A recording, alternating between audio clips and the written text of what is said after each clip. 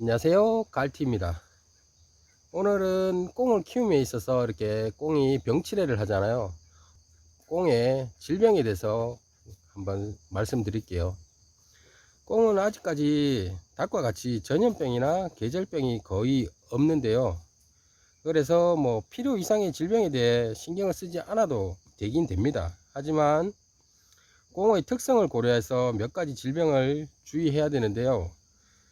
꽁은 습기를 굉장히 싫어하기 때문에 운동장이나 침실을 항상 건조하게 해줘야 됩니다. 그리고 꽁은 아직까지 닭처럼 순화가 안 된 야생조루거든요. 그래서 겁이 많고 잘 놀라고요. 그리고 꾀가 많기 때문에 숨으려는 습성이 있어요. 그래서 조용한 곳에서 깨끗한 야채나 식수를 충분히 준비해서 먹을 수 있도록 해줘야 얘들이 질병이나 전염병에 잘 안 걸린답니다. 꽁의 질병을 크게 한 4가지로 말씀드릴게요. 첫 번째는 소화기 질환, 두 번째는 영양장애로 인한 질병, 그리고 세 번째는 내부나 외부 기생충에 의한 질병, 그리고 네 번째는 기타 질병이 있는데, 일단 첫 번째부터 말씀드릴게요. 소화기 질환에는 식체, 설사, 장염이 대표적인데요. 식체부터 살펴볼게요. 식체 같은 경우는 소낭염이라고도 불리고요. 이 식체를 걸리는 원인이 식욕이 없는데 무리하게 먹이를 입속에 넣어 주거나, 혹은 온도관리 불량으로 해서 모이 주머니가 막혀 갖고 소화가 안 될 때 나타나는 현상이 식체입니다. 뭐 증상을 보면 뭐 밥을 줘도 먹지 않고요, 모낭, 그러니까 닭이든 꽁이든 밥을 먹으면 사료 주머니가 있어요. 그 목 바로 밑에 쪽에, 이걸 소낭이라는데, 소낭이 부풀어 오르고요, 깃털이 움직이지 않아요. 그럴 때 식체라고 보면 되는데요. 요럴 때 식체 같은 경우는 치료 방법이 있어요. 모이 주머니, 그러니까 소낭을 가볍게 마사지 해주거나요, 혹은 포도주나 피마자유를 한 두세 방울, 뭐 스포이드나 뭐 숟가락으로 써서 주면 괜찮아져요. 심할 경우에는 뭐 외과적으로 뭐 소낭을 절개를 해야 되는데, 그것까지는 조금 힘들 것 같고요, 동물병원에 가지 않는 이상. 두 번째는 설사인데요. 원인은 오염된 물과 부패한 사료입니다. 이 증상은 항문 주위의 깃털이 더러워져 있고요, 몸을 웅크리고 움직이지 않는답니다. 그리고 치료 방법은 뭐 심하지 않을 때는 폐분과 숟가루를 먹이면 되고요, 심할 경우에는 지사제와 항생제를 처방해 줘야 됩니다.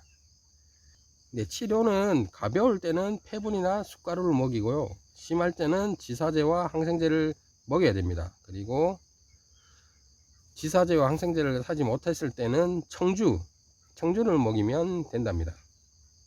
세 번째는 장염입니다. 이 장염이 발생하는 원인은 부패한 사료와 오염된 물, 그리고 온도가 낮았을 때, 또한 개나 고양이 등의 짐승의 습격을 받았을 때 얘들이 스트레스를 받으면 이런 장염 현상이 나타나는데요. 증상은 설사 증상과 같고요, 심할 때는 피똥을 싼답니다. 얘들이 피똥을 혹시 보게 되면 대부분 장염이라 보시면 됩니다. 치료 방법은 설사로 인해 체온이 계속 떨어지거든요. 그럴 때는 하우스에서 키우거나 무슨 사육장이 있을 때 좀 바람이나 뭐 이런 것을 안 들어오게 해서 따뜻하게 해주고요, 항생제를 먹입니다. 이렇게 소화기 질환에는 식체와 설사, 장염이 있답니다. 그리고 두 번째는 영양장애로 인한 질병, 그것은 두 가지로 나눠지는데요. 전에 말씀드린 카니발리즘과 각약증, 즉 소화마비병이 있습니다. 이 카니발리즘은 힘센 녀석이 약한 녀석을 부리로 항문이나 깃털, 날개죽지, 머리 등을 쪼아서 털을 뽑거나 혹은 상처를 내는 습성을 카니발리즘이라고 합니다. 이 원인은 이 꽁의 수는 많은데 사육장이 작을 때, 그리고 부와 일수가 다른 녀석들을 합사할 때 나타나고요, 영양소의 부족 및 불량한 환경 조건일 때 요 카니발리즘이 발동이 된답니다. 카니발리즘이 발견이 됐을 때는 다른 녀석을 쪼는 녀석과, 그리고 피부가 더럽거나 혹은 피가 묻었거나 상처가 입은 녀석들은 서로 격리를 해주고요, 저는 한 90일경에 뿌리를 잘랐지만 카니발리즘이 나타났을 때는 바로 뿌리를 잘라주는 게 좋답니다. 그리고 안경을 씌워주는 것도 굉장히 좋은 방법 중에 하나입니다. 두 번째는 각약증, 소아마비병이에요. 이 소아마비병 같은 경우는 이거는 뭐 선천적인 원인이죠. 종자공의 영양 부족이고, 그리고 얘들이 파각을 했을 때 못 나와서 미숙하게 태어났을 때, 그리고 키우는 과정에서 영양분 공급이 안 될 시에 이렇게 소아마비병이 발생한답니다.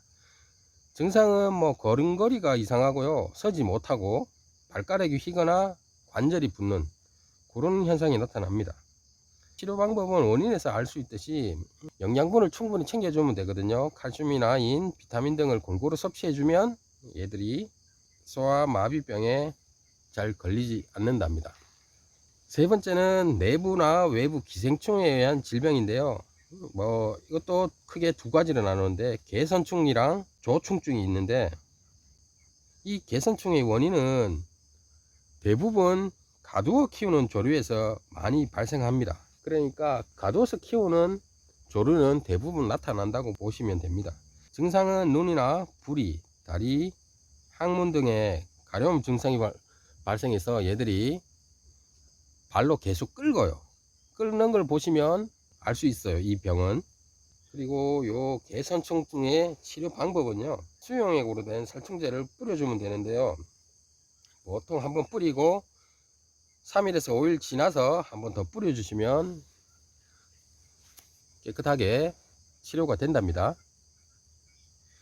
두 번째, 조충증. 조충증의 증상은요, 먹기는 잘 먹는데요, 아무 이상 없어 보이는데 설사를 계속 해요.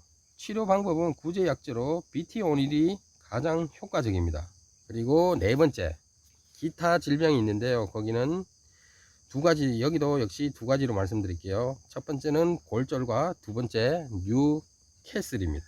첫 번째 골절 같은 경우는요, 꽁은 원근감이 없어서 물체에 부딪히는 경우가 많고요, 얘들이 날아 올랐을 때 위에 천장이 있는지도 모르고 닿고 픽 떨어집니다. 그런 경우가 굉장히 많아요. 그럴 때 골절이 발생하거든요. 그럴 때는 뭐 간단하게 청테이프 있죠, 좀 질긴 청테이프를 이렇게 감아 주시면 된답니다. 두 번째는 뉴캐슬입니다. 근데 이 뉴캐슬 같은 경우는 거진 발생은 하지 않아요. 하지만 설명을 드릴게요.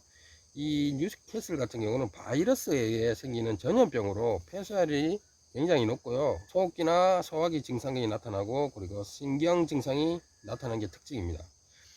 뭐 꽁을 보시면 이렇게 선의 운동, 간단하게 말씀드려서 한 장소에서 왔다 갔다 움직이는 거 있죠, 그런 증상이 나타나거나 애가 마비 증상이 나타났을 때 이 뉴캐슬을 의심해 봐야 됩니다. 이 뉴캐슬 같은 경우는 안타깝게도 치료 방법이 없고요, 예방만이 이 녀석들이 살 길인데요, 이 뉴캐슬의 증상, 이 증상이 나타났을 때는 격리시키는 게 가장 좋은 방법 중에 하나입니다. 더 이상 방법이 없답니다, 안타깝게도. 꽁을 키우다 보면 여러 질병이 나오는데, 저 같은 경우 제가 3년 동안 키우면서 나타난 질병은요, 여기서 꼽으라면 첫 번째는 설사, 두 번째는 골절, 그리고 세 번째는 카니발리즘에 의해서 이렇게 강한 개체가 약체를 죽이는 현상, 요 세 가지가 가장 많이 나타났고요, 나머지는 제가 무지해서 알지를 못해서 이렇게 잘 파악을 못했는지 몰라도 하여간 요 세 가지가 가장 잘 나타난답니다. 혹여 꽁을 사육하면서 이 세 가지가 나타났을 경우에는 제가 말씀한 대로 이렇게 하시면 어느 정도 치유가 되고 예방이 된답니다. 오늘은 뭐 이렇게 길게 설명을 드렸지만 그냥 뭐 꽁의 질병이 이 정도, 이런 종류가 있다 라는 정도만 아시고요, 좀 전에 말씀드린 세 가지, 설사와 골절 그리고 카니발리즘, 요 세 가지만 꼭 기억해 주시면 그래도 꽁 사육함에 있어서 어느 정도 대처를 하실 수 있을 거라 봅니다. 처음에는 난리를 펴더니 이제는 제가 앉아서 영상을 한 10분 넘게 20분 가까이 찍다 보니까 이제 서서히 앞에 나타나네요. 네, 오늘도 즐거운 하루 되시고요. 감사합니다.